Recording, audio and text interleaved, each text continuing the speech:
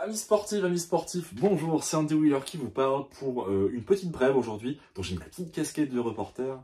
Aujourd'hui, on va sur le site de la FF3 qui nous annonce une information capitale pour nous autres triathlètes. C'est la fin du certificat médical, aussi appelé certificat de non-contre-indication à la pratique du triathlon. Donc ça a été annoncé le 20 septembre 2023 et ça sera actif à partir de 2024. Concrètement, ce que ça nous dit, c'est que pour les personnes licenciées ou non licenciées, le certificat médical ne sera plus obligatoire, donc il n'y aura plus besoin d'aller voir son médecin en début de saison pour aller faire le fameux papier qui vous autorise à faire du triathlon. Là, vous aurez juste un formulaire à remplir. C'est un formulaire de 4 pages où il y a des choses très importantes à vérifier. Donc, si vous avez des douleurs dans la poitrine, par exemple, ça fait partie des choses en alerte. En dessous, vous avez des choses dans lesquelles il faut faire attention. Un membre de votre famille qui est décédé ou qui a eu un souci au niveau cancer, au niveau cardiaque récemment. Pareil en dessous, les vigilances, si vous avez jamais réalisé d'électrocardiogramme par exemple, où il faudra faire attention, plutôt aller voir son médecin pour vérifier. Et ensuite en dessous, les bonnes pratiques, vérifier qu'on a une bonne nutrition, tout ça.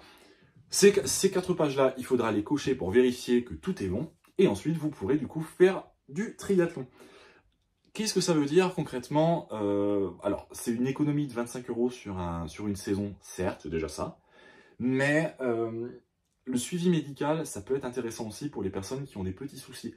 Donc, concrètement, le conseil que je vous donne, si vous n'avez aucun souci, honnêtement, c'est génial, parce que c'est 25 € d'économiser, franchement, c'est déjà ça.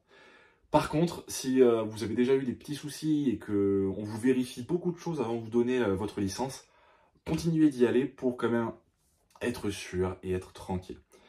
Je précise que c'est seulement pour les triathlons labellisés FF3, aucune information sur les Ironman ou les challenges ou d'autres types de triathlons, même peut-être le triathlon en bas de chez vous, parce que si c'est fait localement, il est possible aussi qu'on vous demande le certificat médical.